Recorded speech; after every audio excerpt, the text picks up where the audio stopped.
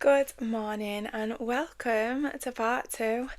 If you've not already seen the first video, then definitely go back. It's the one posted before this one, because that video is gonna play a part in this video. It's gonna make so much sense on where I am, where I've been, how I got there. The first video is the magic, the medicine. In fact, this part of my story, my path, my whole entire journey wouldn't exist without the first part of the story, which is why I decided to do this in 2 parts, because I always say when it comes to my story and my journey and the path that I've been on, it's as if it's 2 very, very separate parts.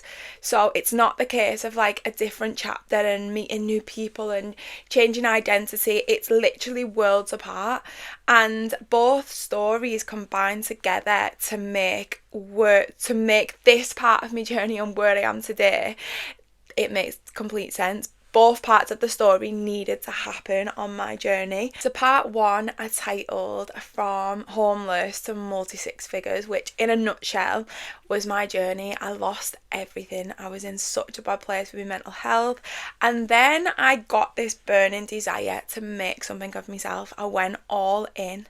I gave it everything that I had, and that paid off. That mindset did pay off. That video is like the perfect fairy tale, isn't it? How somebody goes from rock bottom to having nothing, to then building a life of success, to literally having everything and being what you would say is the happiest version of me. However, that was all a mask. It wasn't the happiest version of me. In fact, it wasn't even me. I built up a life, an entire life, like not just one part of myself.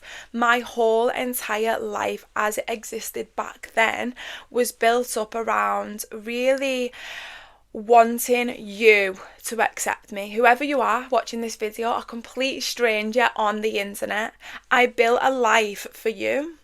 I built a life what society told me to build, what I thought was successful, what I thought, now I've made it because I've got this and I've got that, and I ticked all of the boxes. I built a life that wasn't my truth. And how did I do that, and how did I get to that place in my life? Because I didn't know my truth. I was disconnected. I didn't know who I was. So let's just stop there a second. If you are somebody who's questioning what do you want from life, how do you build a life? How do you go after what you believe you were sent here to do, to be, to experience, what you came here for? What is your life purpose? How will you ever seek out those answers and connect to it, to connect to your purpose, which is heart-led, which is from your soul, if you don't know who you are? If you're disconnected from your truth? If you have no idea who you are? If you don't have a relationship with yourself? If you look in the mirror and you don't even recognise the person staring back at you? If you can't even sit in a room with yourself, by yourself, with your own thoughts, with your own feelings, can you do that? How are you supposed to go out there and live a purpose-driven, heart-led life if you don't know who you are in this lifetime?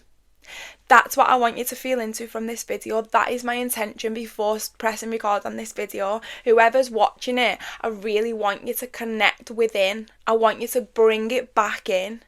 I want you to really resonate my message, to be like, wow, I need to do that. I need to do the inner work. I need to figure out who I am.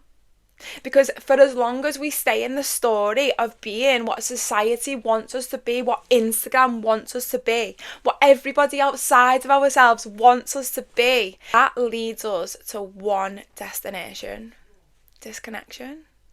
You're not in your truth. You're not in your heart space. You're not living a life that you was created for. That is your purpose of being here. And then what happens is we wear mask after mask after mask after mask. We be what everybody else wants us to be. We meet everybody else's needs and expectations. We seek out acceptance from everybody outside of ourselves because we don't accept ourselves. Why? Because we don't know who we are. So how can we accept ourselves when who is the real us? So this part of my story was when I then achieved everything. I remember having my vision board. I was sat in my bedroom and I had this vision board in front of me. I remember looking at the vision board and literally having everything that I ever wanted. Everything that I ever said that I'd go out there and make happen. I'd hit every goal. I actually had a check which I got off Amazon, like from the Secret book. A check, and I'd written on the check a number that I wanted to manifest into my bank account. I hit that number. From the outside looking in, I'd made it happen. I completely changed my whole entire life around. And I remember looking at this vision board, and I remember really looking within, looking at my life, looking at everything that I've achieved, looking at everything around me externally, and then thinking, wow, why aren't I happy? Where's the feeling? That's what I was seeking. So I had everything that I wanted, but where was the feeling? I was numb, I was disconnected. There was nothing attached to it apart from a mirror of showing me how disconnected I really was. So then I was in a story of, oh, it's because I need more money. I need a nicer Rolex on my wrist. I need a better car. I need a bigger home. I need more Louis Vuitton. Like, let's go to Selfridges and buy the latest Fendi bag. Let's get this, let's get that. Every week I would be in Selfridges, buying all of the external stuff, thinking the feeling's going to come. It's going to come any day now. I'm going to feel happy. The feeling never come, ever. And then the next part of my story was how attached I was to my appearance, the external, what everybody could see. I was so disconnected from who I was within that I wanted to change everything about myself. I was always changing my appearance. I would even go as far as getting surgery done. It was never about me. Again, it was always about you. I wanted to be more like the girls on Instagram. I thought that would make me happy. I thought that if I changed how I looked to the outside world, then I'd be happy within. Even if that meant getting surgery to change things about my body. This surgery led me to my biggest awakening, and I'm so grateful that it ever happened to me, because I believe that was the part of my journey that changed everything. So I'll probably do a separate video on this because it's too long to add into this video, but basically I booked to get surgery in Turkey.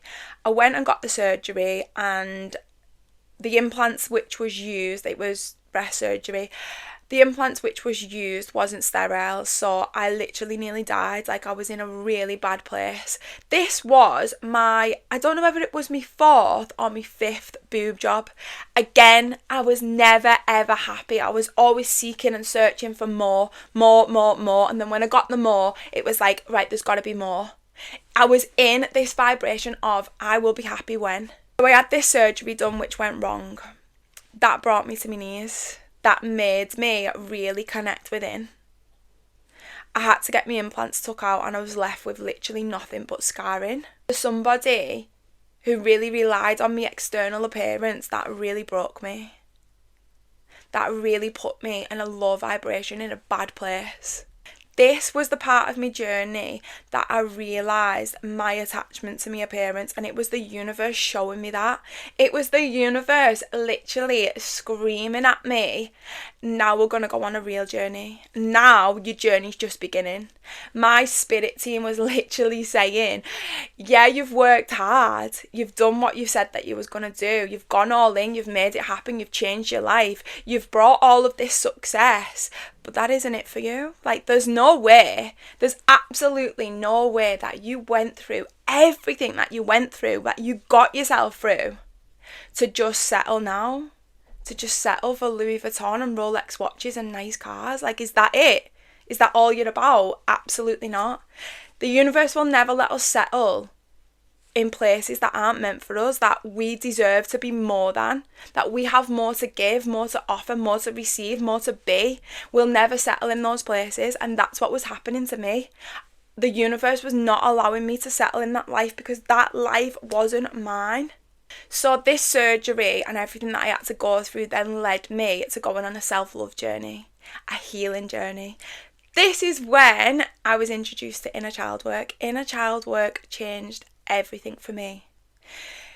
It was the inner child work that made me realise that everything that I was seeking, everything that I was trying to be, everything that I was trying to succeed in was just coming from a wound from within, a wound that I had no awareness existed. So then this part of my journey was when I really started to do the internal work. I stopped seeking out there. I stopped looking for coaches to help me to succeed in my business, to strive in this, to hit this goal, like make this money. Anything outside of myself, I stopped. I completely detached. I disconnected. I stopped investing in coaches. I stopped reading those types of books. I stopped listening to those types of podcasts. At the time of building my business, which I built through pure masculine energy, I was obsessed with the masculine.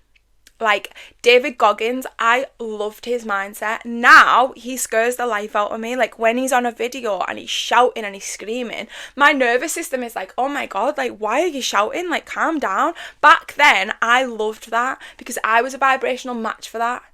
I was in my wounded masculine energy of going all in, being in a hustler mindset, driven, ambitious, always in the doing. I could never just stop. I could never sit. I could never receive. I was never in my feminine flow. I was just in this complete state of I need to make it happen and it's all on me and I can't ask anybody for help. Nobody's coming to save me, so I need to do it by myself. That is what led me to just completely disconnected from who I was. And this is why I teach so passionately about the importance of the masculine and the feminine balance within us. So when I started my self-love journey, I realised how much I was seeking outside of myself, even when it came to the work. I didn't know anybody who led a life like me. Like my 5 a.m. routine was next level and I never took a day off. I didn't know anybody who was as disciplined as I was, but it led me to burning out. That's why I believe that I was on that journey of constantly wanting more and more and I'll be happy when, because I was never in the now. I was never in the present moment. I was never in the being. I was so disconnected from me feminine. The masculine completely took over. This is when I started getting into mirror work. I started really connecting to my feminine energy. I started meditating. I really started to get to know myself. I really started to go within. I really started to find myself. It was about developing a connection to me, just me, in my solitude. It was really about figuring out who was I when nobody was watching, when nobody was around. What was my relationship like with me? I had to rebuild that. I had to figure that out because I didn't have one. I was so disconnected from myself. It was like whenever I didn't have my son, when he'd go for a sleepover at his nan's, I wouldn't just sit with myself. I couldn't be on my own. I couldn't be in my own energy. I couldn't be in my own company. I didn't know who I was. I didn't know what I liked. I didn't know what lit me up inside. I didn't know what made me happy, what made me smile, what brought me joy, what made me a better person in this world. I didn't know anything about myself. And when I very first started this work, this self-work, this real depth of going within and facing myself, it was like getting to know a complete stranger. I didn't know myself. And it was at this point in my journey, once I started the internal work, that I realised that everything that I was told to go out there and get, that I was told would make me happy, that I was told that would give me this life of internal happiness and peace and joy and connection, I got it all wrong. I'd done the exact opposite. It was when I brought it back to the now, to really being in the now, in the present, I was able to connect, able to really witness myself for the truth of who I was, for all that I'd been through, all of my wounds, all of my insecurities, all of my imperfections, everything about myself. I was able to love and accept unconditionally because I had the courage to face myself. I had the courage to go within. I had the courage to go back into the story, into the program, into the cycles, to face who I really was, and then do the work to connect to me, to set myself free. That's when the next part of my story began.